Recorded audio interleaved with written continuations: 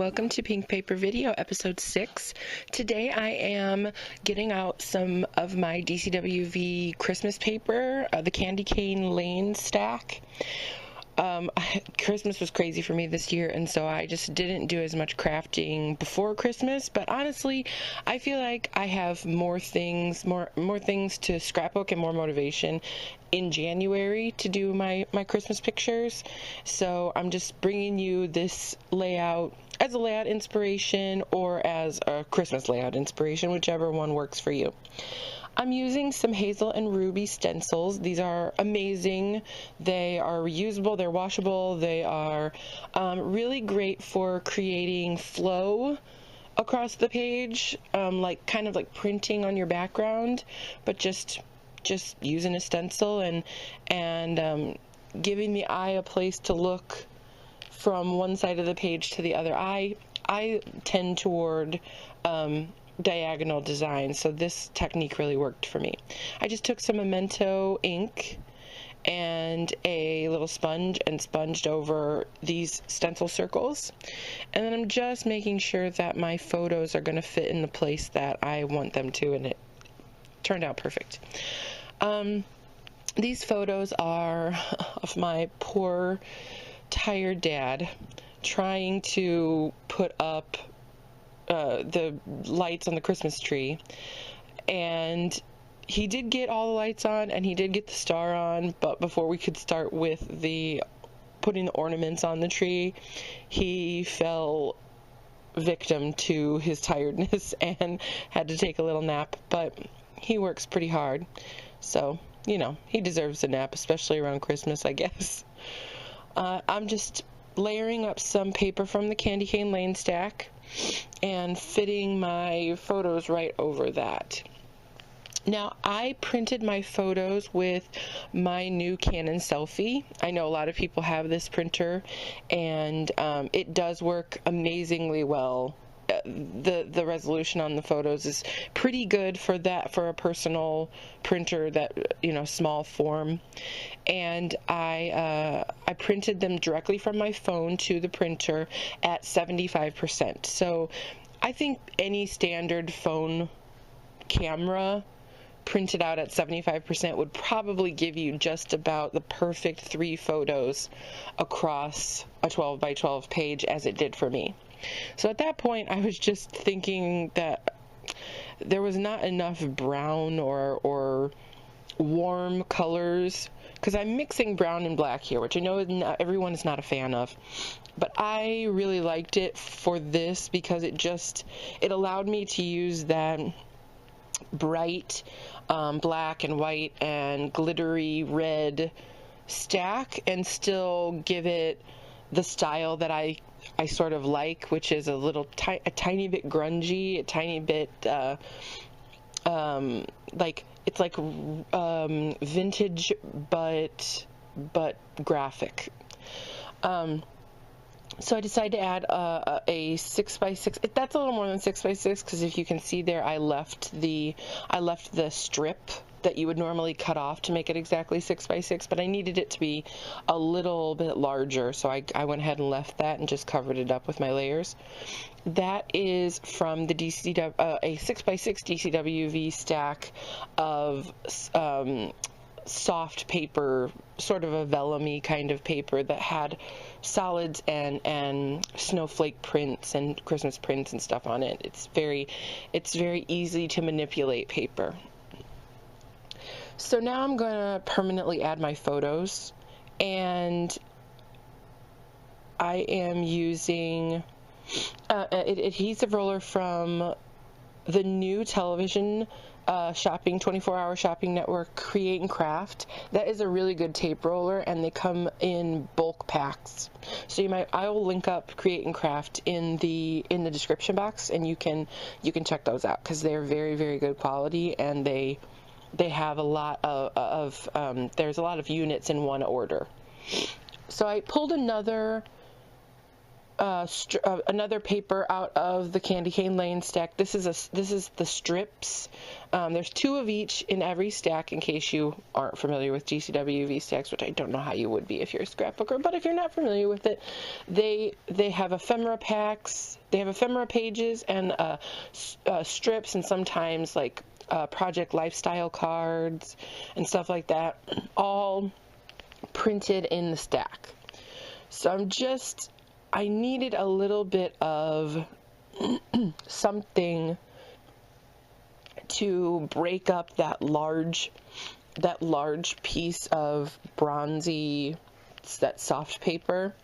So I cut out one of these borders and just notched the ends, and I'm going to stick that right down under that top red layer, just to give that's going to be where my title eventually sits, and so I wanted to give it a little more bulk there and a little more interest to draw your eye to that middle part, because I am going to embellish to the bottom and to the top along with my stencils. So we are going to go through a technique really quickly here using the slice machine. So I have a cartridge called the Tag Maker, which is a little card that is supposed to be used with the Tag Maker tool. Both of those things are technically retired, but they are both still available on Amazon, as well as the slice and pretty much everything I'm using here. So what I do is I first take a scrap piece of paper and I put it down on the very corner of my slice mat, and then I butt up the corner of the machine to be directly over that scrap piece, and then I pick my design and cut it. This is similar to the technique that you would use if you stamped something and then you wanted to use the coordinating die cut to cut it out. But this is just so that you can control where the slice cuts and be very specific about it. I had this bit of tag ephemera page from the stack that I wanted to cut a tag from, and I wanted it to be very specific where the slice was cutting. So you put that underneath your template, you smooth it down, and then you take the template off and you butt the slice right back up against the corner, and you cut, and you get a cut that is exactly on the paper where you wanted it. Now the next step is you take your cut, and all of these cuts on the Tag Maker cartridge are coordinated in multiple sizes and multiple designs to these little frames, and the frames are also available in lots of the styles on Amazon. I will link all that in the description so you can get to it if this is a tool that you wanted to add. But you fit the die cut into the rim, and then this tool crushes the rim. The back is standing up, so it crushes it sort of like you would a brad, and it locks that die cut into the frame. Now I had made several for this page, thinking that maybe I wanted one little tag in each place on my layout where I was going to build up embellishments, but you'll see me try it here, and I didn't really like the black one. It was just way too much, and the tags ended up being slightly too large and covered up much more of my stenciling than I really wanted it to. So I ended up just going with the one that we made together just now, the printed one with the red at the top. That's the one I ended up going with.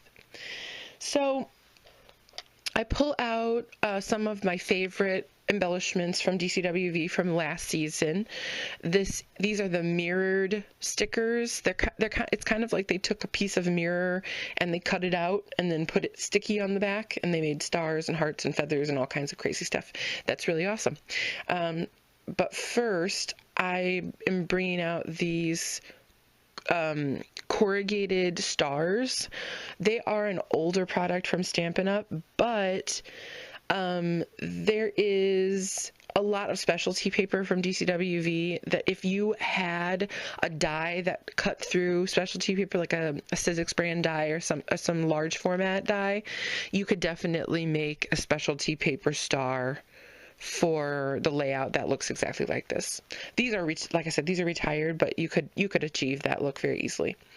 I didn't make you go through me making hard decisions about my title, but it ends up being 3 steps for trimming a tree.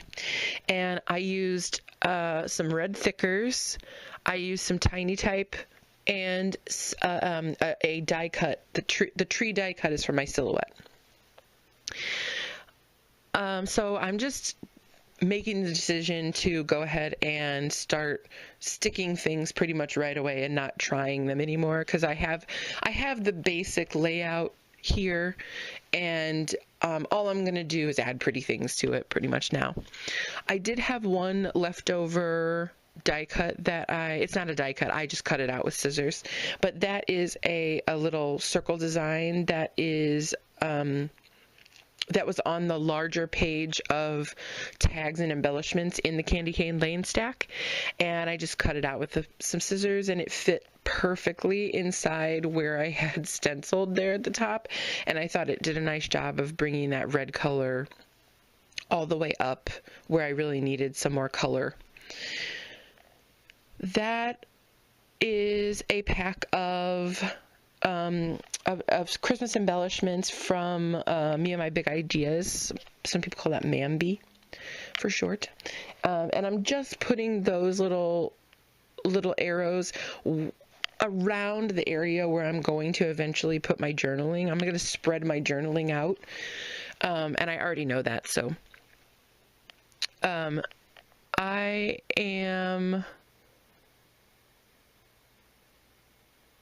I'm trying here, which is not working, to put a teeny tiny little paper clip, and it was too small. It wouldn't fit around but so I had this other kind of clip, which is another Stampin' Up! Product that I'm not sure is available anymore, but a regular size or smaller paper clip would have worked there as well.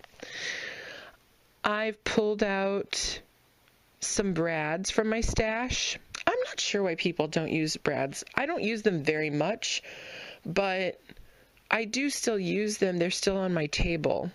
And I use them a lot for reinforcing. Like if I make a tag out of just a piece of paper and it's not a tag already, a lot of times I will reinforce that with a brad or a grommet or something like that. I get that stuff out all the time.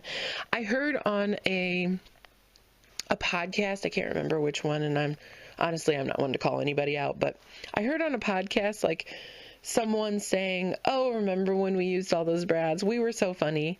And I thought, well, I still use brads and I don't think it's funny, but if you have a comment on that, comment in the comment section about what you think about using brads still, or if that fad is over and I'm just living in the past. So now I am cutting just a strip of black paper to put my journaling. I'm using a white jelly roll pen, white gel pen, which is a new addition to my stash, and I'm super glad I did that because my older white gel pens were very much not reliable.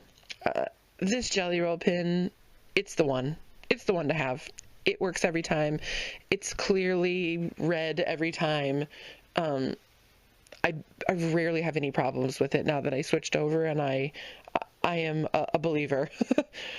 So I'm putting these strips that give the 3 steps that I mentioned in my title of trimming the tree. Obviously, we didn't get to the whole trimming part, but it's more about the comedy of the idea that he got the lights and the star onto the tree and then had to stop and take a nap, which I think is sweet.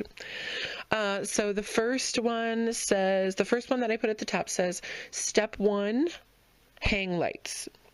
The second one that I just put on says Step 2, add star. And the third one, which I'm writing right now, says Step 3, take nap with dog. Now, I realize I am going to place that next to the picture that actually represents Step 1. And I'm going to give you a quick summation of why I did that. I had to make a decision because I knew this is basically how it was going to lay out. And originally I did have the 2 pictures switched so that they were more in the order of the journaling. But that picture all the way to the right of him underneath the tree, it was facing the wrong way. It was facing, his face and his body were facing off the page. And so I had to think, do I sacrifice the design of the page that I think is actually helped by switching those so that he's facing in toward the page, the one where we can see his face is telling us, here, look to the page? Or do I sacrifice the journaling maybe not being right next to the picture that it has the most relevancy to? So in the end, I decided that it was much better to serve the overall design of the page instead of serving the little part of me that was slightly aggravated that the journaling and the pictures didn't exactly line up. With a little better planning, I probably wouldn't have had that problem, but I had already printed the pictures and I wasn't going to print it again. So, you make that decision on your own if you have the same problem, but I decided I wanted to serve the design more than I wanted to serve a little bit of aggravation about the synchronicity. So as I was talking about that, I just added some sequins from a sequin pack that I had in my stash. And even though it was off screen, I did use some Tombow Mono multi-glue and the silhouette pickup stick to apply those to the layout. And right now I'm pulling out the other mirrored DCWV embellishment, maybe my favorite design, which is the stars. And I just liked the whimsical way that it dotted the eye, so I put one of them on and didn't put any others. So it is no secret, if you know me personally, that I am a super Vilna Furstenberg fan. She may be the reason that I started making videos, to be perfectly honest. I'm truly inspired by her. Even though our styles are not the same, I still really believe that she is totally inspirational, and I can find things that I can apply to my style by watching her. And one of the things that she does is she positively just kills an entire package of rub-ons when she wants to use rub-ons on a page. And the idea was crazy to me at first, but then I decided on this page to think of it a little differently, because she will use those, because rub-ons will resist like mixed media supplies. So she will rub on an entire rub-on sheet in a line or in a cross or something like that, and then put paint over it, and it will resist that paint or the mist or whatever she uses. But I liked the idea of killing the whole page, or at least a lot of it. I didn't end up killing the whole page on this, because if I wanted to do that, I probably should have started with the rub-ons, and I didn't. I ended up putting them on last. But I did kind of go along with the idea that I'm not saving these rub-ons for anything, and that I'm using them sort of like stamps. I would do the same thing that I'm doing now with some small stamps.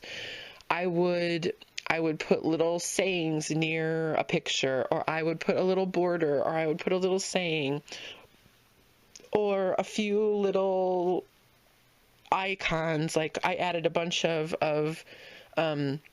snowflakes. That last one was a snowflake, and I added several others around it.